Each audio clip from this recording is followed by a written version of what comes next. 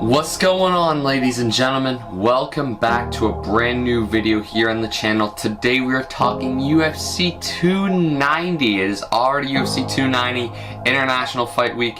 Crazy to think that we're only 10 events away from UFC 200. But today we're talking UFC 290. The main event from Las Vegas, Alexandre Volkanovski, the undisputed champ, the reigning champ versus the interim champ, Yair Rodriguez. I forget the term for champs when there's an interim champ because it's not technically undisputed for some bull reason, because I don't even know, man. The UFC and their interim titles, I tell ya. We also got another title fight in the co-main event between, I'm pretty sure it's a trilogy fight, ain't it? Between Brandon Moreno and Alexandre Pantoja. You got Robbie Lawler's last fight. You got Jalen Turner, Dan Hooker. A lot of great fights on this card. But let's get into the pay-per-view and talk about who I think's gonna win. Starting off with the prelims, I'm just gonna get through these pretty quickly. I think Jack Della Maddalena, I think that's how you say it. Jack Della Maddalena. There you go. I got it fluently that time. I think he wins his fight. Sean Brady pulled out, so he's fighting some guy that nobody's ever really heard of other than his inner circle. So chances are Jack Della Maddalena is probably going to win that fight. And Robbie Lawler versus Nico Price. I'm probably going to pick Nico Price, but I really hope Robbie Lawler wins his last fight in the UFC. Let's be honest, man. We all love Robbie. It's his retirement fight. Let's hope he goes out with a win. Come on, Robbie. First fight up on the pay-per-view. Bo Nickal versus Tresean Gore. Let's be honest, it's another designed fight for Bo Nickal to win. They're trying to build Bo Nickal up. They think he's one of the best stars up and coming, which he is, no shadow of a doubt. Bo Nickal is very entertaining to watch. I remember his fight back in March. He was must-see TV, especially with all the hype coming off the Contender Series. Bo Nickal is must-see TV. And he's going against Tresean Gore. I hear he's more of a striker. I don't know much about him, but let's be honest. We all know it. It's going to be a Bo Nickal win. Probably, I'm going to say a first or second round submission, but I do think Bo Nickal will get it done by finish in this fight. Next fight on the pay-per-view. Now this one's a bit of a scrap. You have Jalen the Tarantula Turner versus Dan the Hangman Hooker. Ooh, what a fight this is. Jalen Turner, he's no stranger to just standing and banging. Dan Hooker is also no stranger to that as well. So this fight is just an instant recipe for fireworks, in my opinion.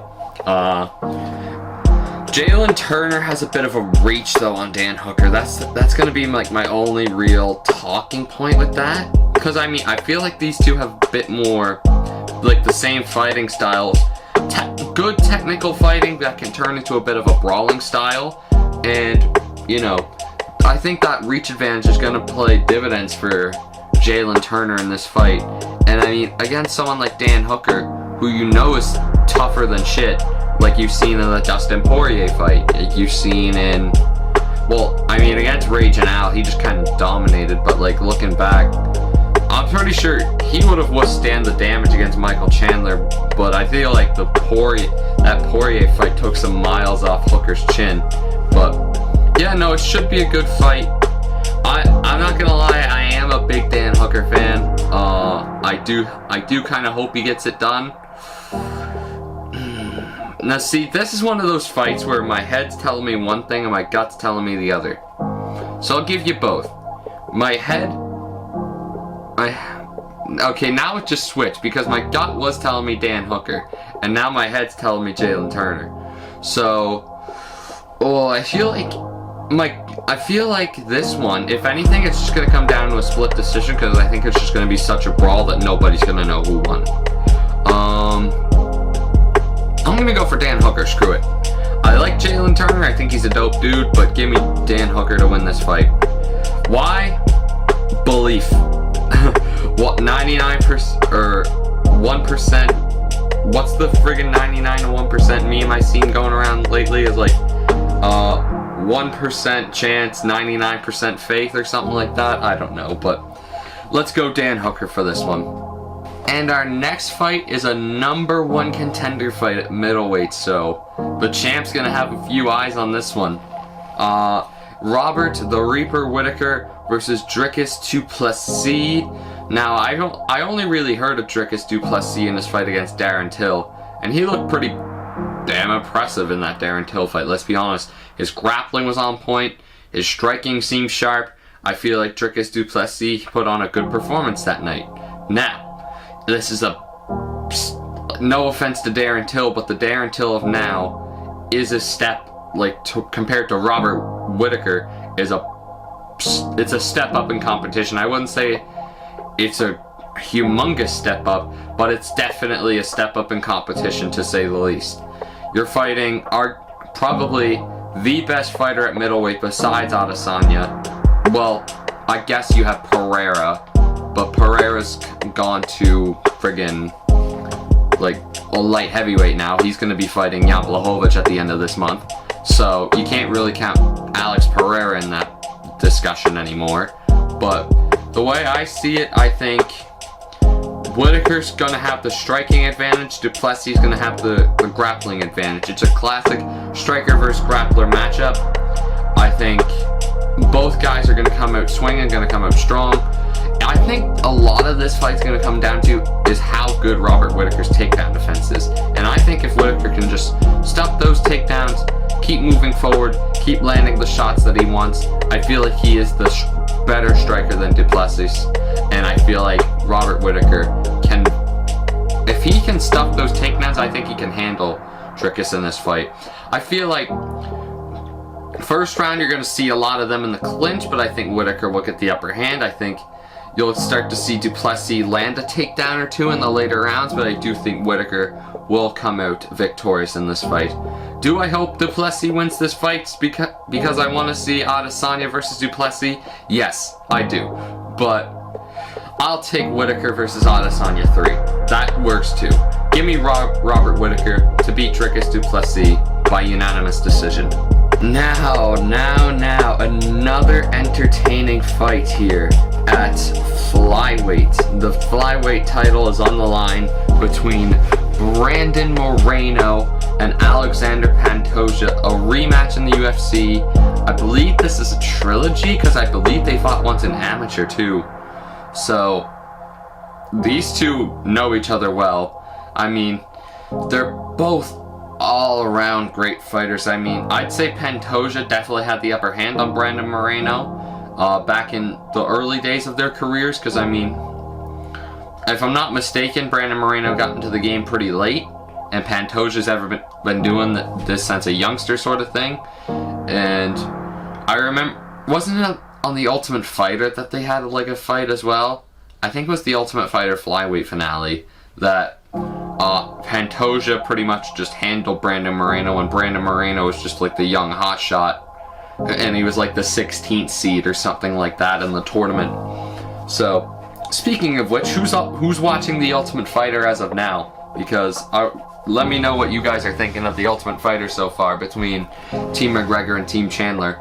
Spoilers if you haven't watched it already, but Team Chandler is hauling balls.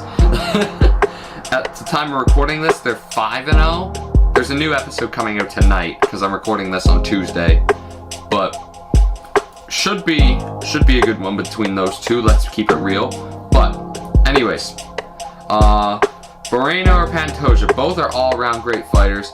I think Pantoja could definitely see some advantages in power and maybe cardio. I mean, Brandon Moreno's got a good gas tank too. You've seen that in the Davison fights. I mean, and that's another thing for Brandon Moreno. This is probably a big breath of fresh air after those 4 Figueiredo fights. I know we had the Kai Kara France fight in between it all, but like, it's different when you're actually like the champ fighting someone different. Because I'm sure for Davis and Figueiredo, fighting Brandon Moreno 4 times in a row probably got really exhausting. And training for that same guy for 3 years. No. F that. But anyways, looking at this fight, I mean, it's probably the closest fight of the three. I wonder what the betting odds are like for this fight. Because if they have Brandon Moreno as an underdog, I might have to rock with Brandon Moreno, but I am going to take... Oh god, who do I want to take? This fight's actually so close. Man. My gut's telling me Pantoja. My gut is telling me Pantoja. I want to take Moreno, but my gut is telling me Pantoja's gonna win this fight. I'm gonna take Moreno. My mental willpower has won for Brandon Moreno, but if Pantoja wins, I will not be surprised. I think Brandon Moreno will pull out the decision here. I think he's going to be more motivated to fight Pantoja because Pantoja's already beaten Moreno a couple times. So all Pantoja really needs to do, all he really has for motivation is the world title. And that's great motivation for any fighter. But those 6 a.m. runs hit different, or don't hit as different when you already beat the guy you're facing a couple of times. So I know that from experience myself, being in the boxing ring. So anyways, I'm going to take Brandon Moreno in that fight by unanimous decision. And now on to the main event. Arguably one of the best stylistic fights you could make in the entire UFC. Yair El Pantera Rodriguez, I think that's his nickname, I'm not 100% sure. Is it El Pantera? I think so. Versus Alexander the Great Volkanovski. What a fight, man. What a fight. I mean, before we get to Volk, I want to start with Yair Rodriguez. Because I feel like Yair's getting not as much shine as he should here in the build-up to this fight. Because Yair Rodriguez is an absolute dog, man. He can brawl. He can stand and bang. He's got technique. He's got crazy-ass kicks. I mean, Yair Rodriguez is an absolute beast, and I cannot wait to watch this man compete for a championship.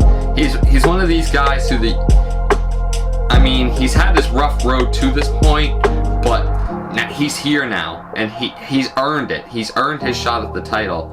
I mean, the only fight I can remember him losing in the last little while is that fight against Max Holloway, and I mean, Max Holloway's like the Robert Whittaker at featherweight, because Holloway beats everybody other than Volkanovski. Oh, that hurts as the biggest Max Holloway fanboy, but yeah, no, I think Yair Rodriguez is a fantastic matchup for the great Alex Volkanovski, the featherweight king. What more do I have to say about this man? I think that fight against Islam told you everything you need to know about Alexander Volkanovski. If rugby was easy, it'd be called Sambo, eh? But, no, my god. Looking back at that Islam fight, I haven't watched it since that fight, but trying to remember it, like, I remember saying, like, right after that fight could have gone, like, either of three ways. I think you could have had Islam winning by a round, you could have had Volk winning by a round, or I wouldn't have been mad at a draw. But I mean, just the fact that Volk took Islam into the trenches says everything you need to know about Alex Volkanovski. That man took a Dagestani grappler to the trenches and damn near beat him. Think about that. We all seen how good Khabib was. Volkanovski did that to someone did what he did against someone who his father said, or Khabib's father was better than Khabib. Think about that. I mean, I've got nothing but praise for Alexander Volkanovski. It really sucks that he has to be the man in front of Max Holloway.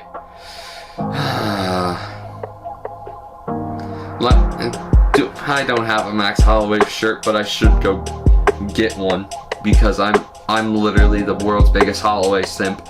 But anyways, Volkanovski versus Yair Rodriguez, such a tough fight on paper, man.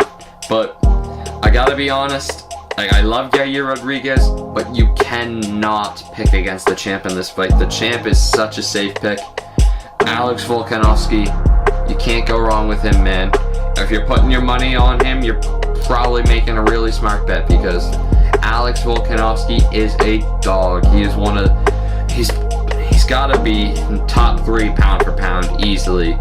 And let's be honest, if John Jones wasn't here, Alex Volkanovski would be the pound for pound number 1.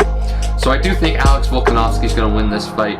I do think I feel like in the first rounds, Yair's going to use his reach to his advantage, be more wild and throw some more kicks, but as it goes deeper into those later championship rounds, that's when Volkanovski's really going to start putting on him, taking him to the ground, laying those elbows on him, and I think Alexandre Volkanovski will win this fight, either by a 5th round stoppage or a decision. I'm going to go with decision, just to play it safe, but Alexandre Volkanovski will win this fight against Yair Rodriguez, in my opinion. And there you have it. Those are my predictions for UFC 290. Let me know who you're taking in the comments down below. It's going to be such a great night of fights. This is arguably the best time of year for UFC fans. It's International Fight Week. Excuse me. But, man, T-Mobile Arena, Las Vegas, it's going to be lit up on Saturday night. If anything happens with pullouts or anything, please, I don't know about it at the time. I'm only recording this on Tuesday morning, so please bear with me. If anything happens, anything happens. This is fighting at the end of the day. Something's bound to happen. Everything happens last minute in fighting, but anyways, huge fight in the UFC on Saturday night, and I cannot wait to watch every last second of it. Thank you guys so much for watching this video. It's been a pleasure to have your view again as always. And until next time, guys, as always, take care and peace.